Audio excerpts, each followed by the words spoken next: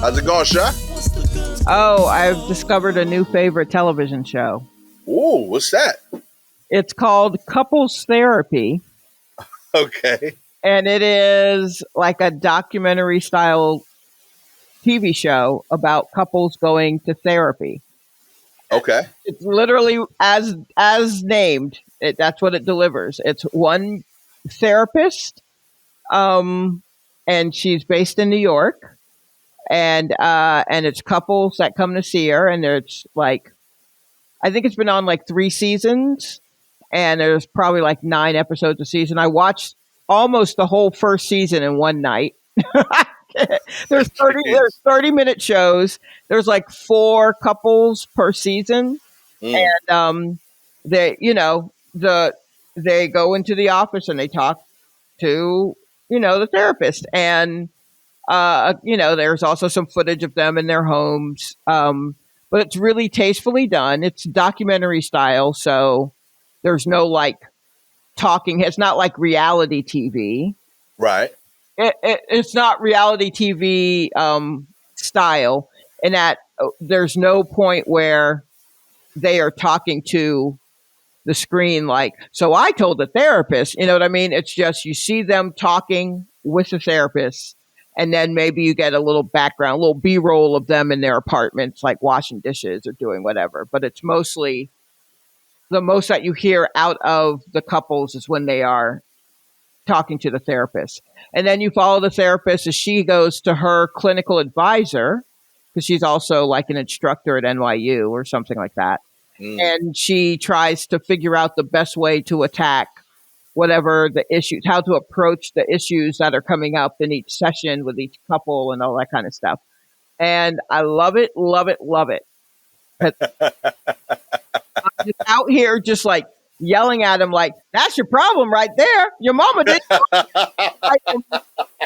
Go into it. And yeah, it's great. I love it. And it's very well done. The people who filmed it and make it are the same people who made the documentary about Anthony Weiner. Okay. Which I loved, because Anthony Weiner is one of my favorite fuck ups. One of my favorite political fuck ups is Anthony Weiner.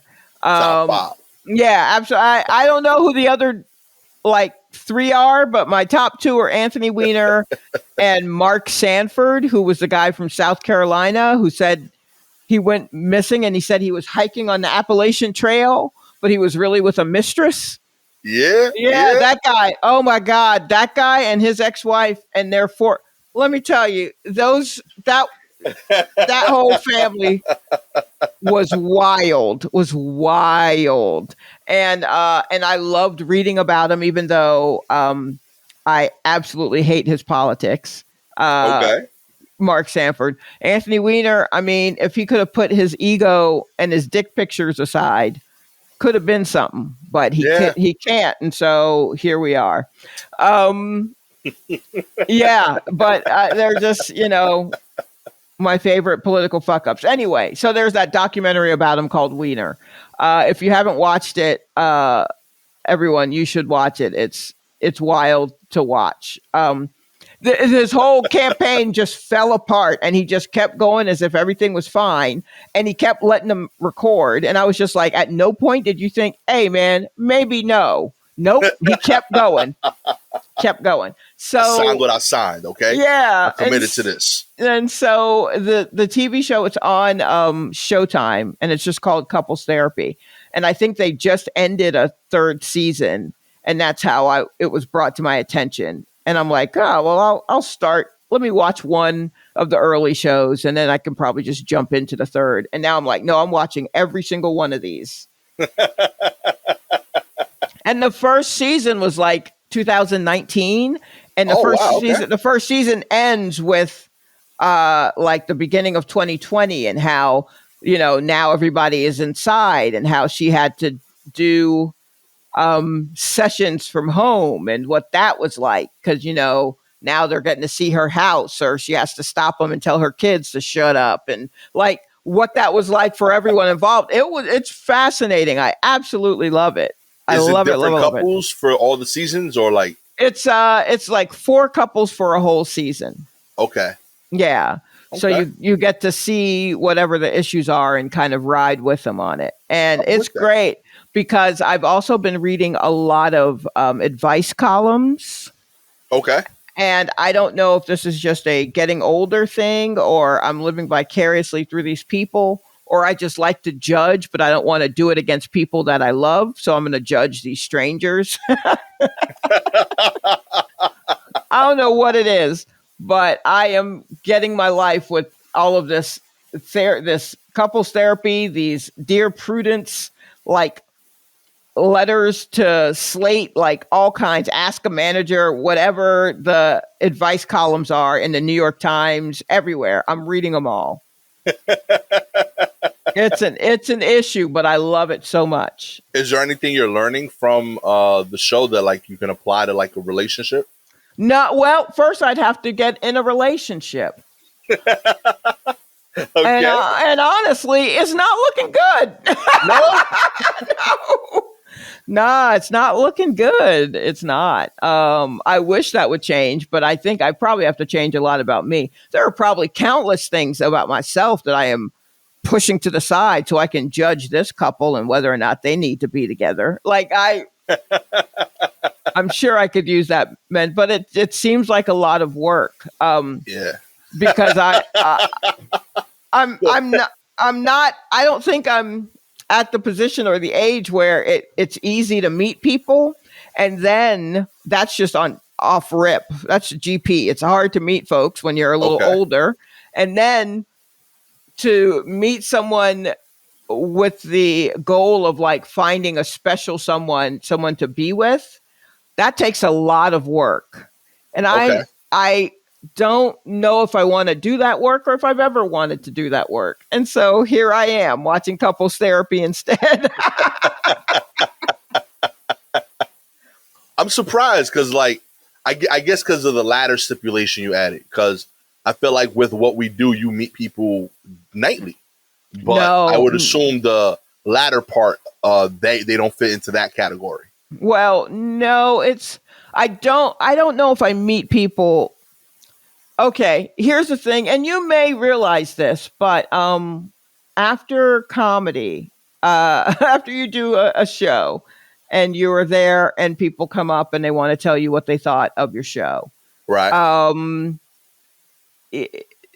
The energy is different towards male comics than female comics. Okay. The energy is different.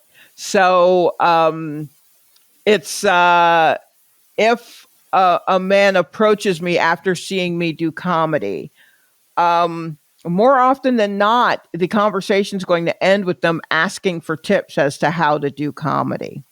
Oh, okay. Because it's something they've always wanted to do. And I mean, if you're doing it, certainly I could do it. So like, how do you do it? Like, how do I get on this show? I mean, I haven't done comedy, but I'm pretty sure I'd be funny. So there's that. That's a lot of the energy. Okay. And whereas if a woman, and I'm talking very heteronormative right now. Right. But if a male comedian is approached by, say, if a straight male comedian is approached or anything by a straight man, it's usually like, yeah, bro, you were funny. Right. By a woman, it's like, you were funny. And do you hear the difference there? You hear the difference? One of them's willing to get naked in front of you because you were funny.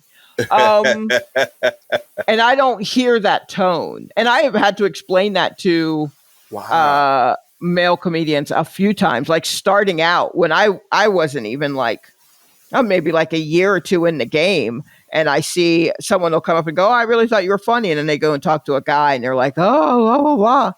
And I remember talking to another comedian who was like, oh, they really love him. And I'm like, well, yeah, they want to fuck him. They don't want to fuck me.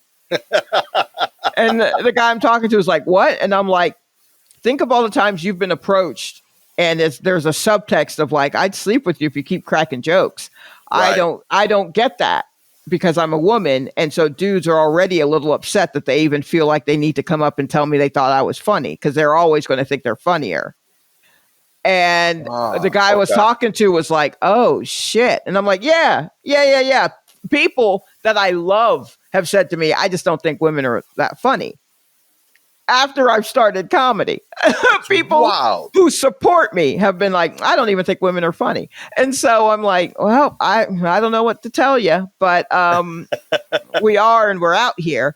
But so that's not going to be. And also, I don't know if that's the best way to hope to meet somebody. Yeah, that But, I get. Okay. you know, but then there's just a lot of other work, like going to, going out with the mindset of I'm trying to meet someone. I don't know. It just doesn't. It doesn't work, because I'm not necessarily. I feel like I'm not always doing all of the things that you're supposed to do in order to meet someone. I'm just being myself. Right. And I admit I am an odd bird. I'm not a. I'm not. I'm not. So you're gonna. And I'm a little closed off, and have only gotten more so as time has gone on. So I'm not an easy nut to crack, and I'm an odd bird, and probably some third metaphor right here. And so it's not it's not necessarily easy. And I may even put off a vibe that I don't need a dude, which is something I've heard, that you don't even need a man. So like as someone that has seen you in comedy settings mostly, so admittedly, like I have that Right. That like extra layer that it's only in this place. Mm-hmm. You, when I didn't know you as well, you Mm-hmm. always gave me the vibe of not that I don't need a dude, but I don't need whatever dude is gonna come up to me today. Like I got a dude at home that, Oh, gotcha. and not even dating. It just always felt like I have a real particular set of needs and they're being met. I don't need whatever you're gonna offer right now. I'm not here for that. I'm here for jokes. I'm here. I'm even here for good convo. But that convo is gonna lead to end of a conversation. Don't bother me with none of this other nonsense. Whatever you think you offering, someone's doing it already. Yeah, well, that's interesting, because no one is doing that. But I also do have the vibe of like, I mean, just don't come with any bullshit, please. I don't want to. Please don't do that. And I don't know if people are like, oh, she seems very no nonsense. And I mean, I guess I'm not. Everyone's got nonsense. Yeah. But don't lead with it. I don't know. I don't know. Like I always pictured like, because like I've given these things way too much thought in general. Like I always thought like initially I was like, yo, Sha is messing with a dude who is equally busy. And like I build these characters out. Oh, so, like, sure. Yeah. No, just I so get you that. know. So like I pictured like a dude like mid-40s, black dude, looks good with a haircut, but doesn't get his hair cut often. That sounds right. That's me. Hell. You know, you know what I mean? And he's like one of the he's like the stocky dudes that's like they could lift heavy shit, but they never go to the gym. I don't know how they achieve that, but they got that. Right. You know what I mean? And he has like he has a drink that he orders that's like real particular that like when I hear it, I'm like, oh, I should try that. You know what I mean? So yeah, like I felt like I had this picture in my head of that dude. Right. And like to me it was like if I met him with you, it would be like super coincidental because like shout like if you told me about him, it would be like, oh yeah, this is this guy. You would never say boyfriend or man. It would just be funny. Like this is who I see on third Tuesdays of the month. You know what I mean? And we both like fit that into our schedule. And then we go back to doing what we're doing. Outside of that, he's in my WhatsApp. like we talk, we in a group chat. Right. But like, yeah, that's That's kind of very the vibe I funny. got. Oh, all right. Well, that's a very particular vibe. I appreciate the attention to detail. I Amen. do. I build character, Sha. Yeah. You know? But yeah, no, mostly it's just me and YouTube and couples therapy now. Is what I do. And I'm not I mean, it is sad. It's not sad. It is a little disappointing that I've gone this long and I'm like, "Oh wow, no real serious boyfriend." But I mean, I also know that it takes work. I'm seeing that it takes work. Yeah. I don't know if I want to do the work. That's real. And so it's like, well, then maybe I just don't know this then. Okay. Maybe that's not something that I get to know. Because I feel like I'm not going to be good at the work because I'm a particular way. So even if I did the work is going to be so not the assignment that it's like, well, you might as well just not do the work, girl, because you're not going to get it with this assignment. Like, what is this? This is you doing the work, and I'm like, all right, that's fair. So, and also, it's a wild thing of like low self-esteem and also very high, I think, self-esteem. That it's an odd mix. That is usually what fuels comedy anyway. Where I'm just like, I'm like, why can't someone just find what I'm do? Why can't someone just be into what I'm doing? Like, why do I have, that's why I don't want to do the work. Cause I'm like, why do I have to change anything in any way to snag a man? Like, why can't I just be me? And then just whoever gets that, then congratulations, you've won the gift of me, whatever that's worth. But I don't know. I think everyone is expecting some level of some sort of game, and I'm not good at those. So I'm just like, y'all have that. I'll be fine. Fair. Yeah. I'm terrible at like I feel like I'm a bad example for this because like, I met Gabby from like pure luck and geography. Like it was real. Like lucky that like, I'm compatible with my best friend's sister. That's really what it was. And everything you're like describing, like admittedly, like everything that I really enjoy, I feel Gabby specifically hates. Okay. Like I don't think she would do any of those things if it wasn't for the fact that I needed to do them. Like right. I know I would bet money that she would have gone to like 2 comedy shows her whole life. Right. If it was up to her. I don't think she would have ever looked at Belly. I don't think she ever would have watched Paid in Full. And I know we've watched it like 40, 50 times. Right. I don't think she ever would have wanted to see that movie. She's not really social. You've seen her at parties. She's like, she's cordial. She'll say what's up. She'll talk to people. But like, she's not like, oh, let me mingle. That's not her energy. Right. And I respect it. As the same kind of person, I absolutely respect it. Yeah. She says hi to people. She knows they matter to me. She'll make it a point to be like, oh, this is like, I appreciate you as a person. You deal with him too. I know it's a lot, So I know she gives off that like vibe to people, but like all of that is counter to me. I'm none of those things. So I don't know. I feel like we work because we've learned to look at the things that we don't like in each other as, oh, that's cute. Instead of like, I don't like it. Right. That's really it. Like, I feel like, because I'm the same way. Like, if I really sit, I don't give a fuck about plants. I don't care about Broadway. Like, none of that shit matters to me. You know what I mean? At all. Right. But like, and like, I despise how long it takes her to decide what she wants for dinner, even though she figures it out for the kids instantly. She doesn't eat leftovers. That blows my mind. So it's like a new thing every day. But like, when I'm in it, like, it's like, oh, that's adorable. That's just a weird thing, That's like, so if I funny. heard that, I'll be like, yeah, I can't handle this nonsense. But I'm in it. And it's like, that's cute that, I gotta, like, we cook dinner for the family, but I gotta go out and buy you a McFlurry because that's what you want today. Right. You Right. know, I legitimately find it like quaint in a weird way. Right. You Yeah. know, Yeah. it's Yeah. it's what I would complain about if we were fighting. Sure. Like, admittedly, like yeah, you just I had to go out. They ain't had the nuts for the freaking ice cream, so I had to make 2 stops. Shot like you know. But overall, like I view it in a good light, and I Right. think Right. that's why it works. But Well, that's I good. never found the compatible thing.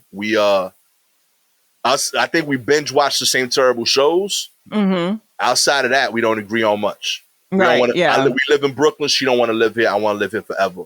We Right. don't Yes. dress the same. Mm-hmm. She wants to talk more Spanish. She wants to eat more vegetables.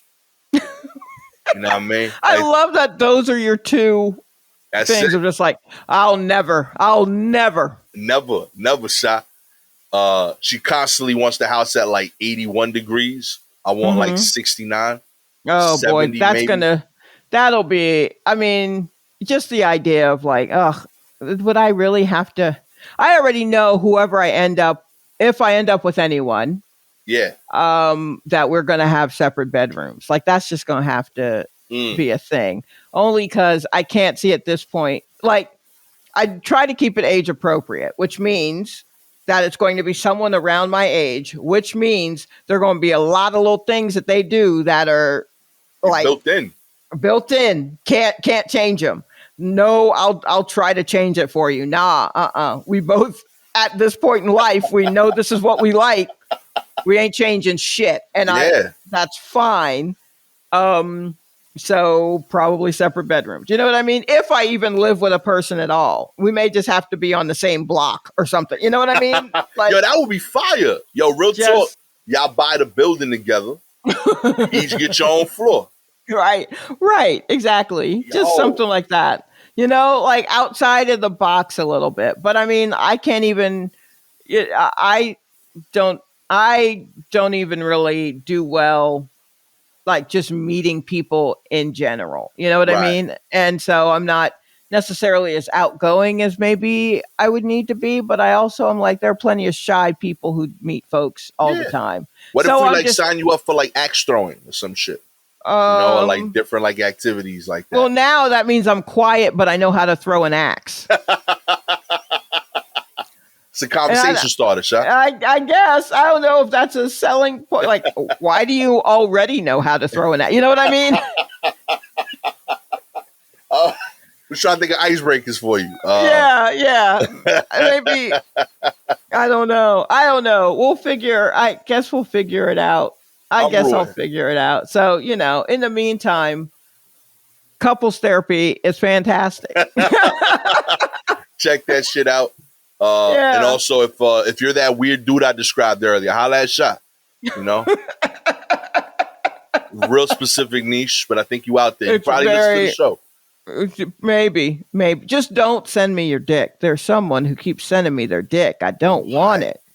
No. Stop it, please. That is does that work? Like for real? I don't think so. That can't be. I don't think so. I mean, the odds are. But you know what? Maybe they view it in the same way that dudes view like asking women out, where it's just like a numbers game, right? Or just like, oh, she said no, but I like that one, so I'll try this one. And you just keep going and keep going. And maybe they're like, I don't know, maybe if I put my dick in the rotation, that might be a variable that works. But it's for me, it is not. I do not want to see a picture of your. First of all, 6-7 years in a porn store. I'm still tired of seeing pictures of them. Still. That was so long ago, and I'm still just like, oh, this again. You know what I mean? When I see a picture of your dick, I'm kind of like, what section do I file this away in? So you're not excited how you're thinking about work, okay? Yeah. You've taken me to another place now. Yeah. Man. You know, but I mean, I guess use everything in your arsenal, but you kind of know how to. Okay. I guess, you know. That's fair. Yeah. Let's get into the news. Let's do that. Let's do that. I kicked it off. Martin's potato rolls are being boycotted over an executive's donation to a far-right candidate. Calls to boycott Martin's famous potato rolls and bread are growing across the country after the executive chairman's massive donations to a far-right candidate were brought to light. In 2021, Jim Martin, the executive chair and former president of Martin's, donated more than $100,000 to Pennsylvania GOP gubernatorial candidate Doug Mastriano, a far-right candidate who has been backed by former President Donald Trump and has helped advance Trump's election fraud claims.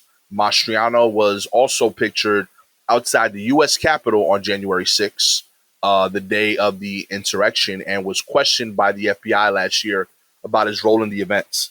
Martin's contribution was one of Mastriano's largest donations received in 2021, campaign finance records show. The news recently surfaced via local news site Billy Penn, has traveled through the food world, which is, that's the squad right there, which has long upheld Martin potato roll as the ideal bun for burgers and hot dogs. I agree. Yep. Now many are calling for restaurants and customers to boycott the brand.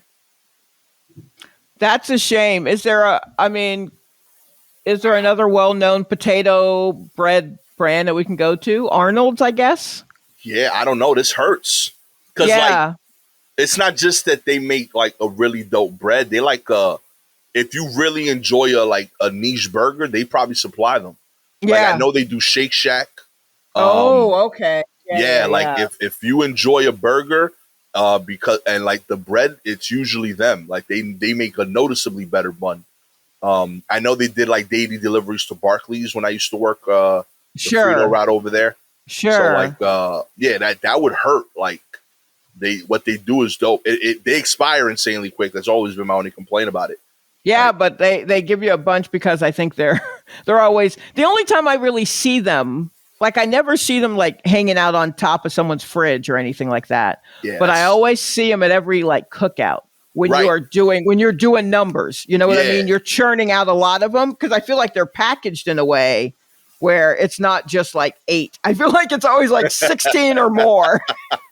Like you buy a gross of them or something, and then you go to the cookout. Model. Yeah, and so those are like the ones where I'm like, oh yeah, I trust this bread or whatever. Yeah, the shelf life is crazy. I remember the Martins dude that used to deliver with us. He was like, they go stale like 3 days. Oh wow! Like it's like fast. Like it's noticeable the difference. But they're incredible. They taste good. Damn, man, we gotta boycott all these, man.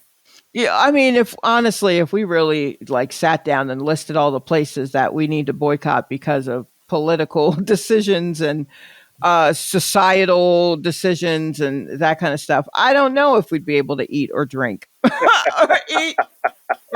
or wear things or watch things. Like, it's rough that you kind of have to.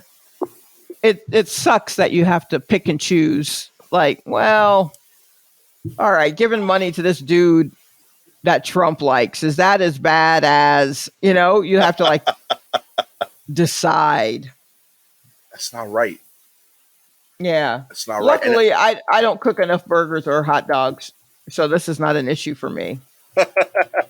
But the minute whoever owns Thomas's English Muffins, if they do anything sideways, I am fucked. That would hurt.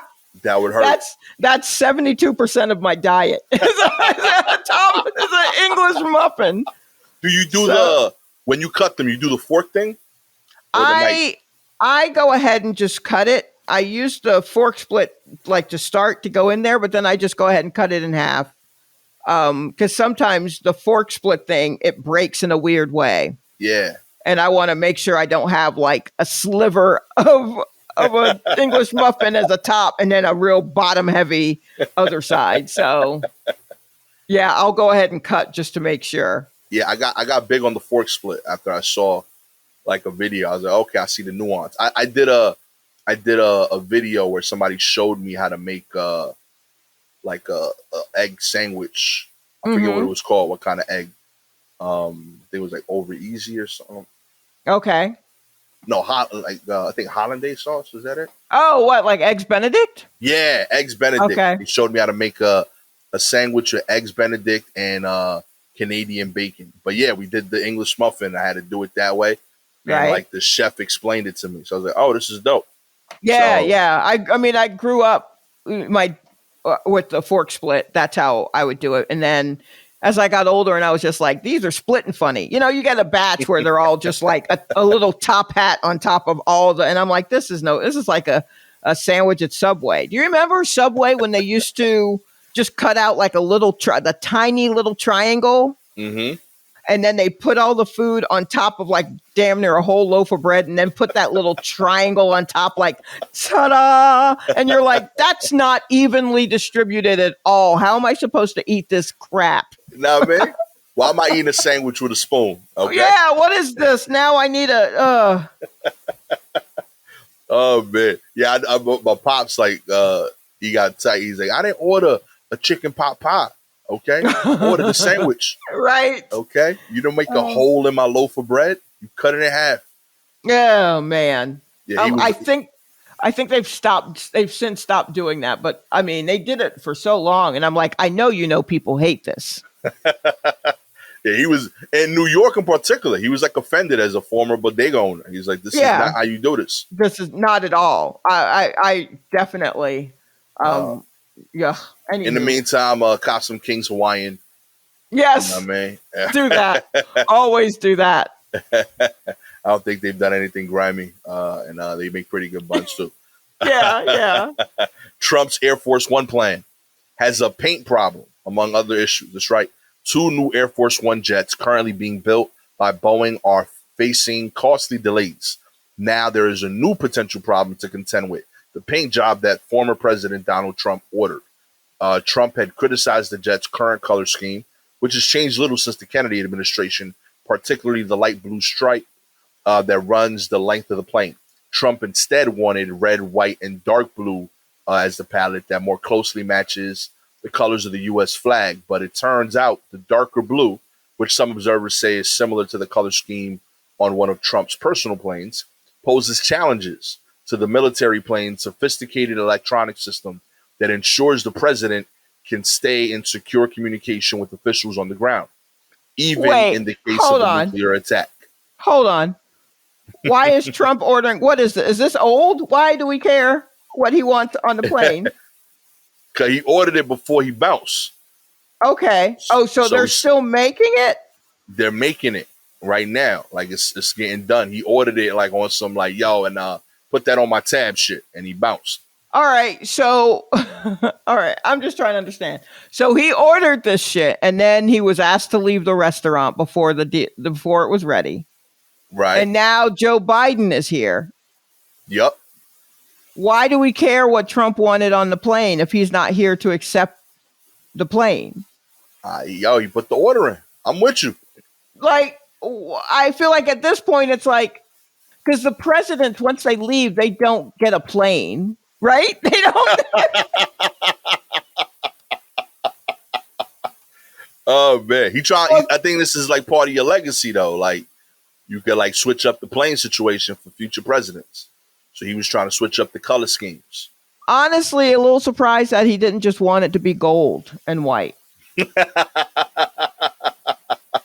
Oh, man. So now that, all right, so the dark blue is a problem.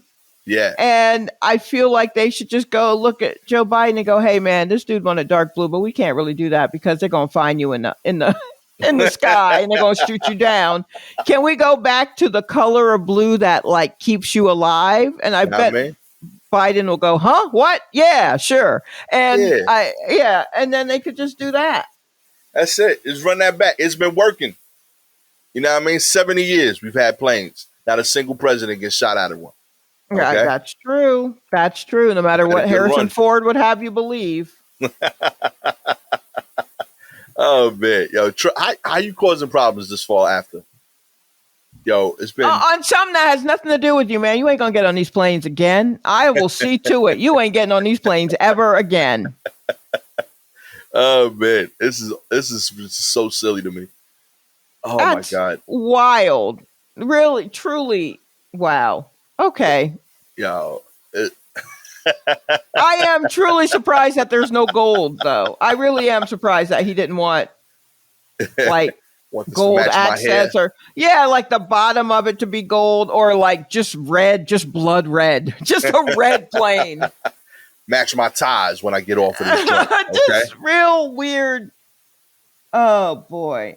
Anyway, that's Trump. yeah. Don't give Special. him. Yeah, but don't give him what he fucking wants. He's not here anymore. At all. Yeah, just switch it And up. if it's a problem, then go with what is safer. Don't listen to that dude. Why are we paying attention to what he trying to order some shit and then leave the restaurant without paying? Bruh. Nah. How did y'all let him convince y'all of this back then? Like, when did he put in the request for this? Was this like I'm going to be back here anyway for round 2, and then after that, I'm just going to give it to my son. So yeah, let's just go on and do it all up. Further analysis concluded darker colors, among other factors, on the underside of the VC-25B aircraft might contribute to temperatures exceeding the current qualification limits of a small number of components. Why did we let this get this far, B?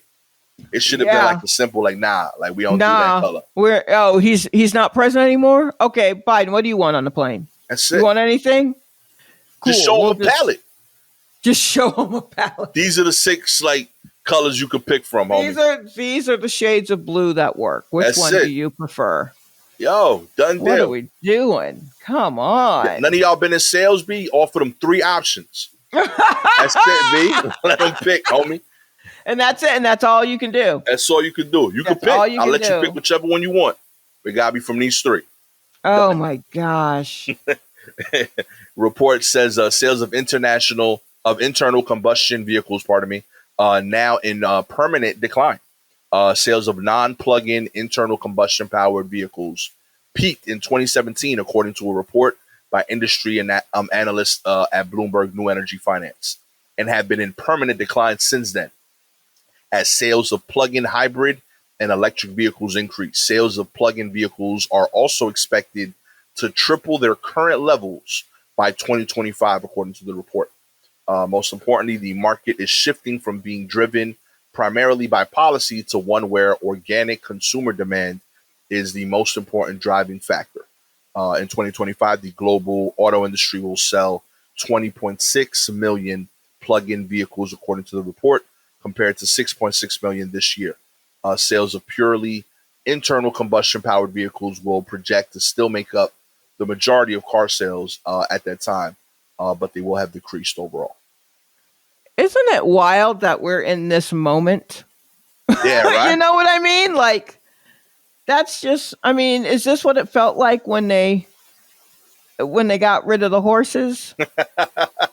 You know, and the first Model T or whatever came rolling down, were people just like, well, let me get one of those. You know what I mean? Like, let me give one of those a shot. I'm going to give them a month, see how it looks. And then, you know, we'll go ahead. We'll phase out the horse. And like, it's just kind of wild to be in the, especially if, you know, like you're on the cusp, you're older, you're on the cusp of just like, oh, you're about to move into like older, not out of touch, but just like, yeah, we ain't doing it like that anymore. And deciding how to feel about that. Like, that's all I could think when I read about how internal combustible engines are like on a decline. And I'm like, we ain't doing gas no more. Nah, ain't no more.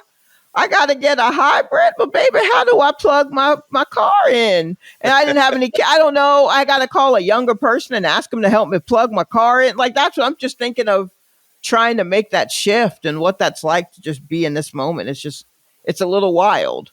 Yeah. If you really like let it sink in, just like, holy crap, I may, you know, if I eat more vegetables, I may live long enough to see like the gas situation completely change for Straight cars. Up. That's wild. Yeah, my next car is definitely electric. I've like settled on that already. Yeah, I was going to ask you, like, what, you know, what do you think would, how are you leaning? Will you go with what you've always known, or are you gonna try to go full electric?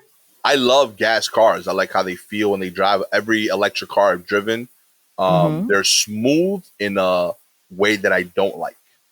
Right. They just don't. I don't feel like I'm driving a car. I feel like like you're on a monorail game or something. Yeah, it's just weird. Yeah. I don't enjoy it, but I like I said, I spent $90-something this week loading up my tank of gas, so I don't need to like that shit no more. You know, Yeah. like at that price, be like I'm gonna be dropping 4 or 5 racks on gas. Nah, Right. homie. Yeah. No. We could plug that shit in. We good. Yeah. Absolutely. Man, Absolutely. I could steal electricity. You know what I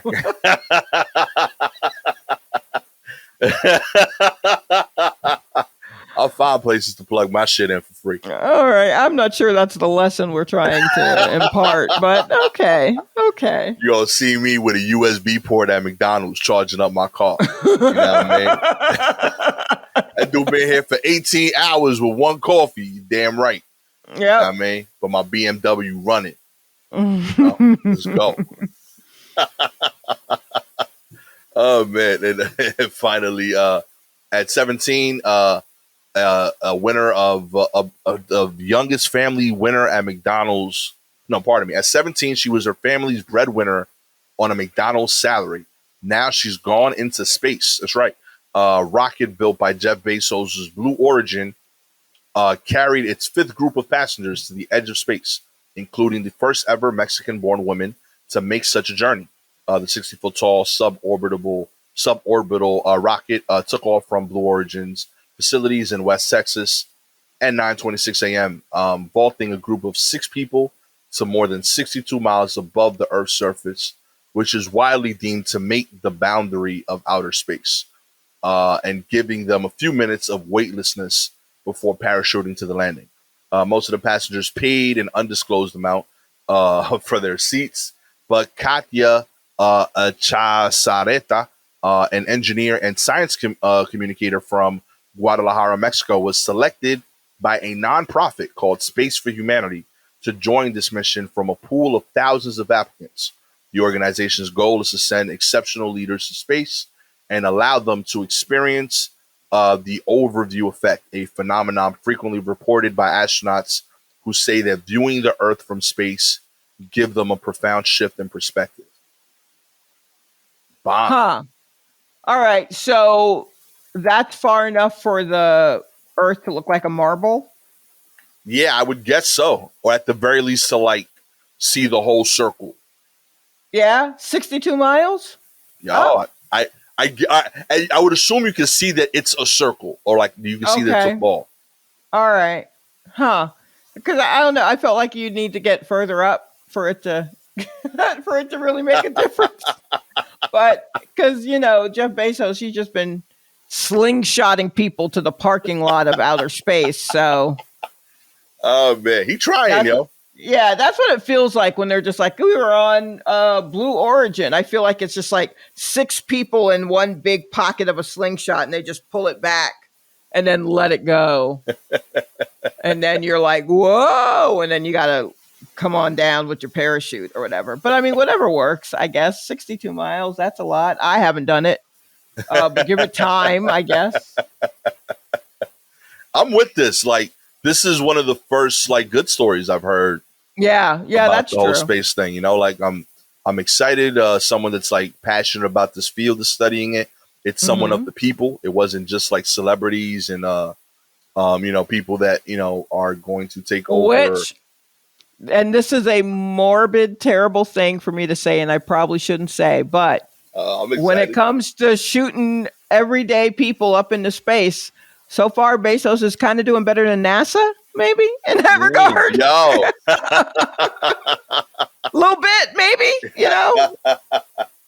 Oh, I mean, man. granted, they're not going as far up, but I mean... Yo, shouts to Bezos, the everyman.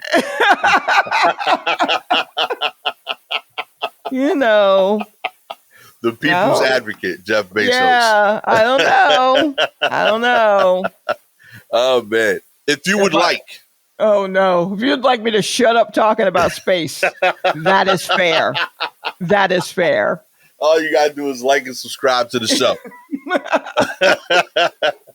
4 stars, we're going to keep bringing you these articles. Okay? 5 stars, we're going to double down anyway because that's just what we do. Okay? Right. Yeah, it's already what we've planned. It's kind of the brand. Yeah, it's what we do. Yeah. If you have any articles you'd like us to cover, please DM us directly on Twitter or Instagram at Silky Jumbo, at Gastor Almonte. With all that said, I will be the first Dominican in space. Gastor Almonte. Let's do it. I'm out here. Put it out there in the ether. Can't wait to see you waving that flag around. It's going to be crazy. I'm going to be so loud. So loud. Oh, man. Always with the safely at home watching me, but rooting for me, Shalewa Sharpe. Yep. That is fair. Yep. Yeah. This has been a space-bound bound version of the War Report. I can't wait to record from space. I'm going to schedule it during the same time as the episode recording. Oh, my God. This has been a bonus episode of the War Report. Catch y'all next time. Peace.